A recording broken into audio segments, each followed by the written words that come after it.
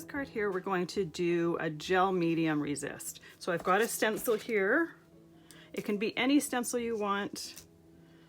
It'll work the same with any stencil, so it doesn't have to have any requirements at all. We're doing backgrounds here, so I like something that has an all over background, but you absolutely could do something that, say, has some flowers or butterflies or whatever your heart desires. So I'm going to tape my stencil down just so that it doesn't move on me. I've got some gloss gel medium. I like the gloss because then when it's dry, it's going to have a nice glossy finish. If you use matte medium, it's going to be matte and a little bit dull. And what we're going to do later is going to have a dull finish anyway, so I like the contrast of the two different finishes. So I've got some gel medium here that I put on my surface. Just going to move that up. I want to make sure that I have the whole piece of paper within the openings of the stencil. So I'm going to start at the top and move my way to the bottom. I'm scraping my palette knife right along the stencil as I'm doing it. I don't necessarily need a super thick coat, so the thickness of the stencil is thick enough for me. This here, I was doing something with pigment powders last week and I must have had one sitting there, so if you don't want anything to transfer onto your stencil or onto your paste, make sure that your surface is very clean. I thought I had cleaned mine, but clearly not well enough. All right, I need a little bit more gel medium. So the main thing is once you're done with the stencil and you lift it up, you want to get it either into a tub of water right away, or you want to wash it under a tap right away. It washes super well, very easily with a little bit of soap and warm water, but you don't want to leave the stuff on here to dry. You can't get it off after it's dry. So I'm just going to carefully lift this up, and there we go. I'm going to tuck that to the side so that it can dry, and I'll clean this up and be back to continue. I've cleaned it off my stencil, but I wanted to just show you it's super easy to get off of your surface with just a baby wipe. You could use a wet cloth. What I would suggest if you use a wet cloth is to go and rinse it out under the tap as soon as you're done, simply because gel medium kind of acts like glue. If some of it is in a cloth that dries, it's going to harden. And you can't get it out after that. So much easier to go rinse it under a tap, and you don't necessarily need to have baby wipes just for that. I'm only using it for the convenience right now. So while we've got our gel medium drying, I'm just going to do the next part, and that is stamping and embossing our seahorses, and then stamping and embossing our sentiment at the same time, so that that is ready for us when we are ready to move on to the next step. So I've got some red pearl embossing powder here, and I've got a Versamark pad. A Versamark pad is just a watermark pad. It's a sticky ink that's perfect for embossing because it stays wet while you heat emboss your images. So I'm actually going to do both of them at the same time because that ink will stay wet enough to do that. And I can kind of see it, probably can't see it on the camera, but I can see where my other image was, so I know that I'm not stamping it in the same spot or overlapping it in any way. All right. You can be generous with the powder over top. Anything that goes onto my scrap piece of paper is going to go right back into that container, so we're not wasting anything. There's a little bit of powder sticking to something on here. If you want, you can fix it, but we're going to hand cut this out. So there's really no need because whatever is on there is going to be cut out anyways. So I'm going to use a heat gun. You can see that powder is kind of granular. As I use the heat gun, it's going to melt and then it's going to go shiny.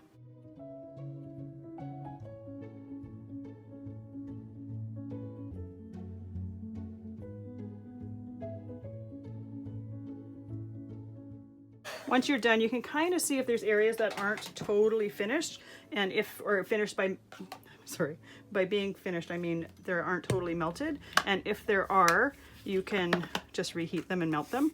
It dries very quick. So So what I'm going to do to change the color of one is I'm going to take my blending brush and one of the blue ink pads, and I'm just going to ink it. And this ink is transparent, so you're going to see some of that pink going through, so it makes it look like it's purple. And you can be as light or as heavy as you want.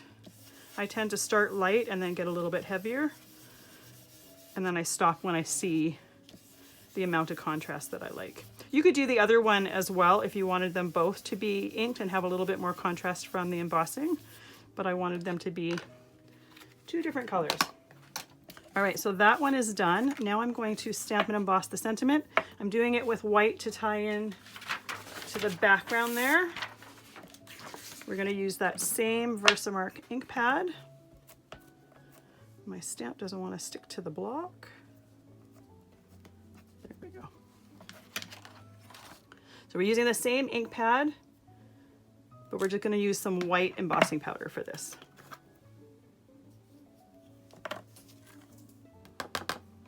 Now this, because it's going to be cut in a rectangle shape, if there's something on there that you don't want to be on there, then you would definitely get a fine brush and brush it off.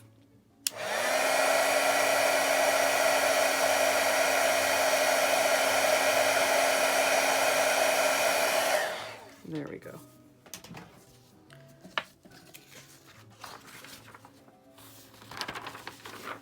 All right, so I'm going to tuck, I've got my embossed or my gel medium piece tucked aside. I'm going to hand cut these off camera because watching someone cut something is like watching paint dry. I'm just going to use a fine detail scissors in order to do that. And once we're back, it's going to be when my gel medium is completely dry and I've got this stuff prepped and we can create or we can assemble the card. So our gel medium is completely dry, and now what we're going to do is we're going to take some ink and we're going to apply it to the background. Actually, I meant to do that lighter color on top. I'm using a fairly heavy pressure with this. That gel mediums is raised, so I'm making sure to get my bristles of my brush down onto the paper that the gel medium is on. And I'm using 3 different greens for this. You could use one color, you could use any, I mean, it can be any color, it doesn't have to be green. But I just thought it would look neat having a little bit of an ombre effect on there. So I got a little bit of the ink onto the front of the gel medium. All you're going to do to get that off is a dry paper towel. If you find that you're not getting enough off after a little bit, change to a clean part of your paper towel. There we go. If you've got a section that's a little bit stubborn, you can use a baby wipe to reactivate that ink. But often you don't even need to use the baby wipe. So there we go. This piece is too big for our card, so we're going to cut it down. Let's move the ink pads out of the way. So for the front of the card, I want it to be 4 by 5 1/4. By doing this a little bit big, if I happen to touch the gel medium while I'm getting it off my mat, or if I happen to, you know, mess up the ink in a certain area, I can cut that off. It just gives you a little bit of flexibility. Oh, I didn't cut that last. I need a little bit there. And the trimmer typically cuts through the gel medium very easily. So now, all that's left is gluing our card together.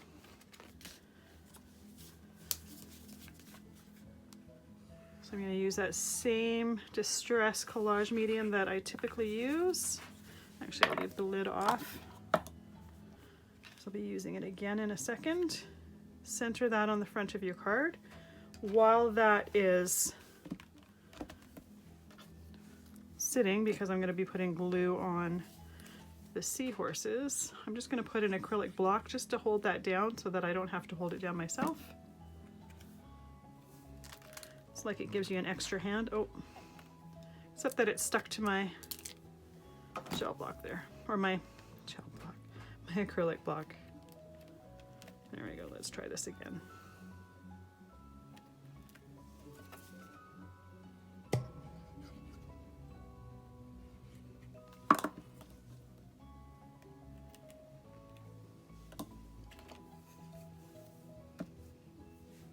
And then for the sentiment, I like to put foam pop dots on the back just to give that a tiny little bit of dimension.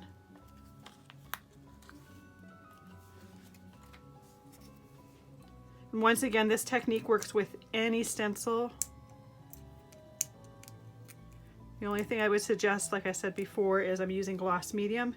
I would suggest using the gloss medium rather than the matte, because the matte, just the different texture, sometimes it catches the ink a little bit.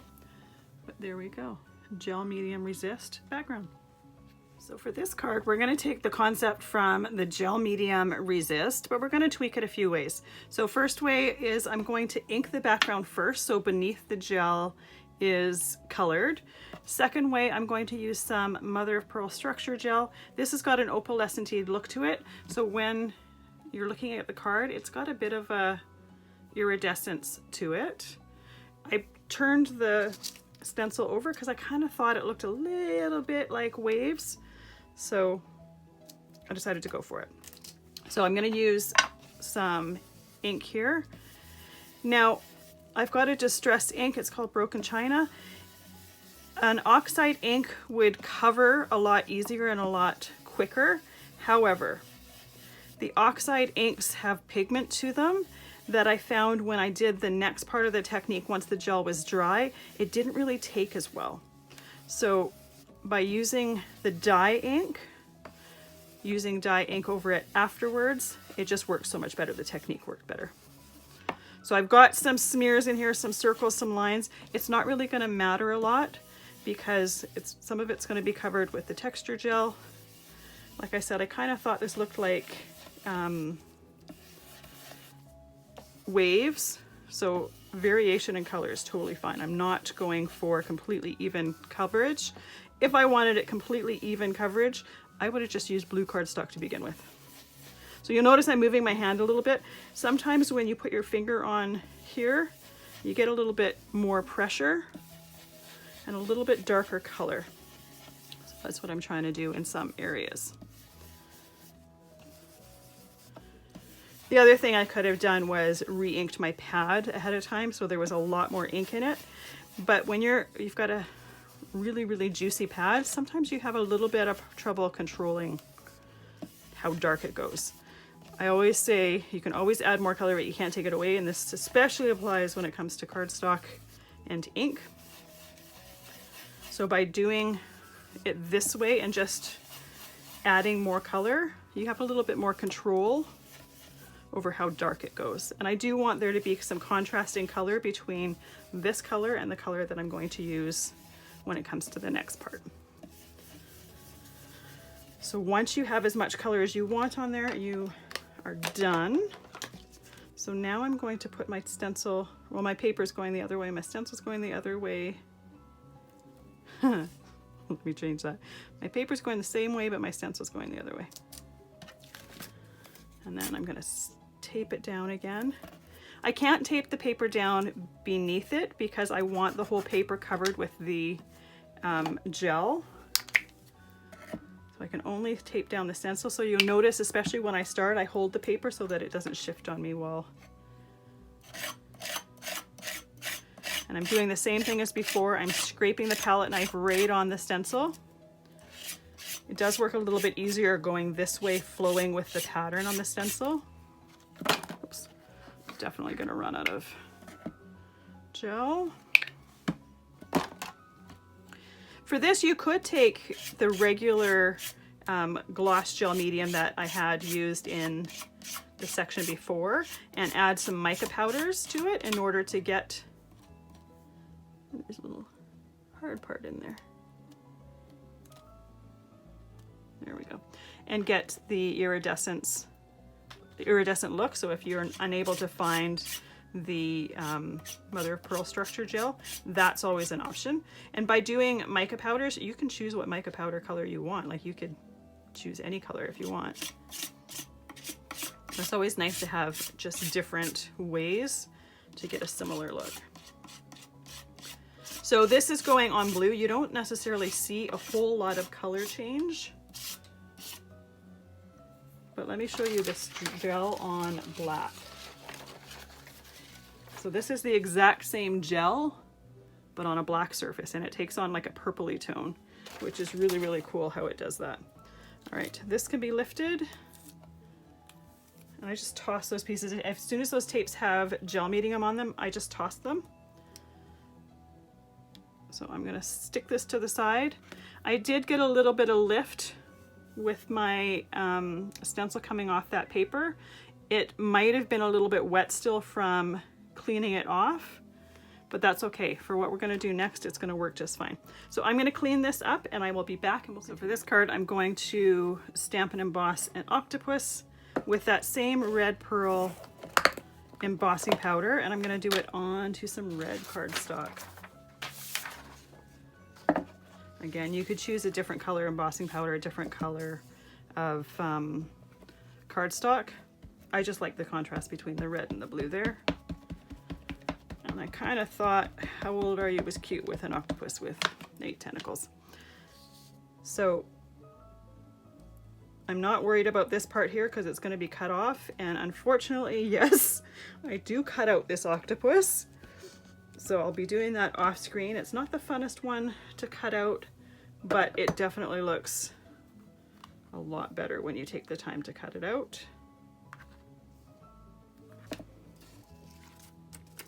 There we go. So I just flick that paper just to get that excess powder off. Oh, I did not mean to do that.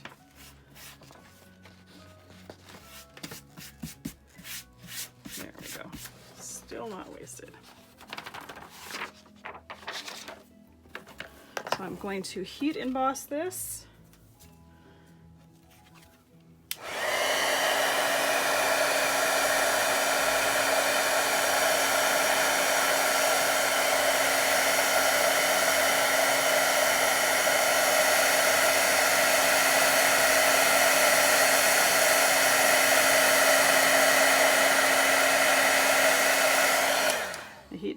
Heat gun does get hot, so you want to make sure you're doing it away from your fingers.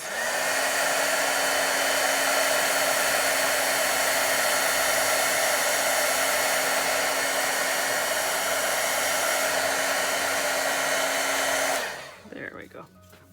So, like I said, I will cut it out. There is an opening there between 2 tentacles. You will need to use an X-Acto knife and a mat to cut that part. You could leave it in there and then just put the how old are we, or how old or whatever up a little bit if you wanted to just hide it. And now I'm using a dark blue and I'm just stamping the your how old stamp. This one I'm not bothering to emboss. I'm just going to stamp it and it'll tie into the card later. So I'm just going to use my mini trimmer to trim that one down. And what I do is I use my ruler. There's lines on the ruler here. I use that to gauge how straight and even it is and go from there. Oops. It is a little bit challenging at times to do it that way, but it's the easiest way to get it as straight as possible. There we go. So I'll see you in the next video and we will have everything ready and we'll continue our background technique and we'll assemble. So our opalescent mother of pearl structure medium is completely dry. So I'm going to take a darker blue ink pad and I'm going to use a fairly heavy pressure. I want to make sure to get that ink onto that background. And remember these white bits here that I must have had some, must have been wet, or there must have been some gel medium from the Technique before on my stencil. The blue ink is going to color that. I did get a little bit of rough edges on there from that, but what I'm going to do is I'm going to put that at the bottom and I'm going to have my octopus on that part. So it is something to keep in mind. Make sure that your stencil is completely dry. And I probably rushed when I was taking off the gel medium and just didn't get it clean enough. So that is something to work or to pay attention to as well.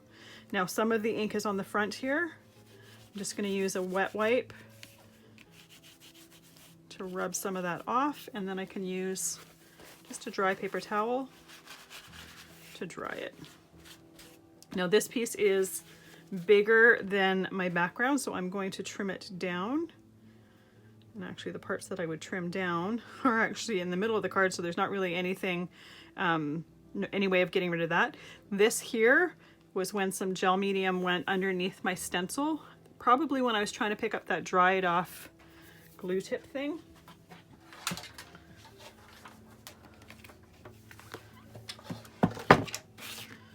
So I'm going to take it from this side. I want this to be 4 inches by 5 1/4.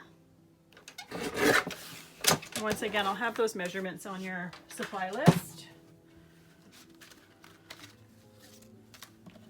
Let's glue this to the card.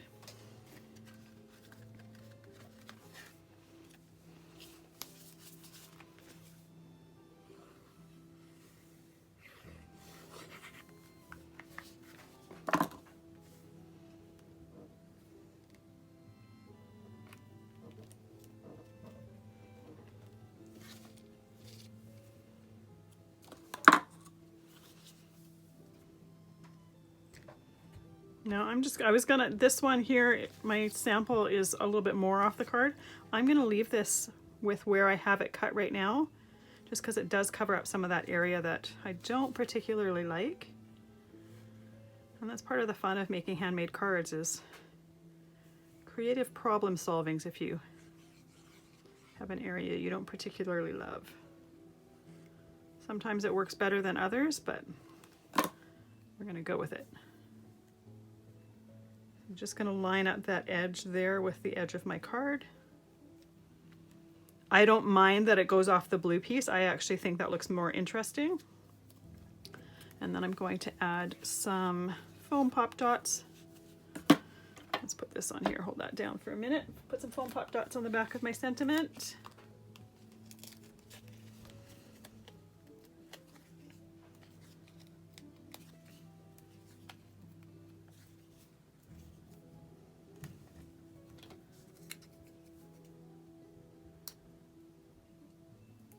And foam pop dots, you can get them in a bunch of different thicknesses. This particular one that I'm using right now is a thinner one, but sometimes if you want something to stick out a little bit more, you can use a thicker one there. So there we go. Structure Gel Opalescent Resist. And I love how the opalescent, like it just turns in the reflection of the light. Just makes it so much more interesting.